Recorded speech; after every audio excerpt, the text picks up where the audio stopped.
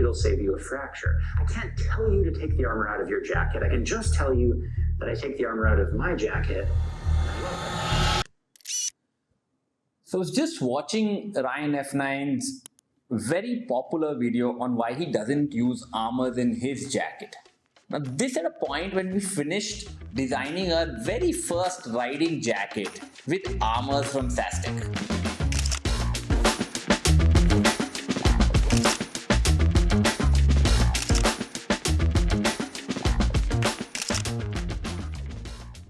Now I've been a long time admirer of Ryan's videos. His unfiltered views combined with humor, backed by physics, and storytelling that deserves an Oscar is very engaging. And hence, it got me thinking, did I just increase the cost of my jackets for no rhyme and reason? So then I watched the video again and dug around. And I found a few points that are worth arguing.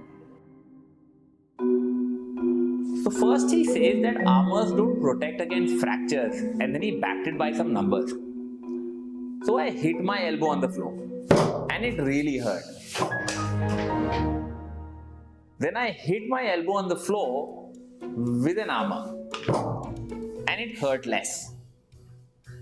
Now the armor is supposed to take the impact of the force and distribute it evenly along its surface area. Hit the same bone directly and only the portion hitting the floor gets the impact. It's simple physics. Pressure is equal to a force divided by area.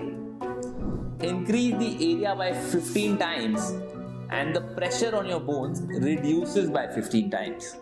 At this point, we haven't even taken into account that the bone doesn't directly come in contact with the floor.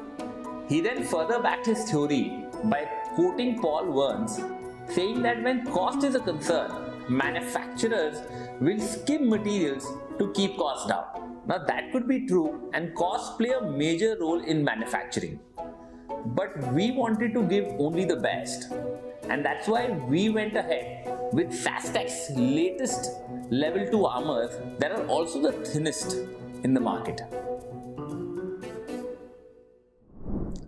I feel that when you make a premium product without looking at cost and only focus upon making the best, you will far exceed any regulations. It's the same as human test. You may need a 40% to pass your school exams, but no one's stopping you from getting a 90%. The funny thing is, Paul was then interviewed by Mike Bennett, and he says that Ryan seems to have taken very little from his interview, and he does not advocate removing armor from your riding gear.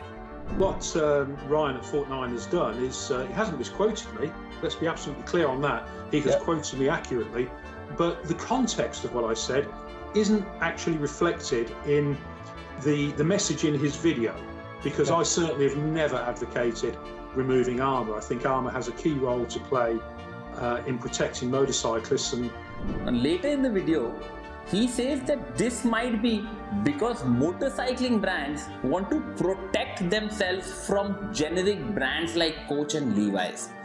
Now this is super absurd. Levi's is valued at 10 billion. I'm sure if they wanted to make motorcycle gear, they can make it and get it tested too.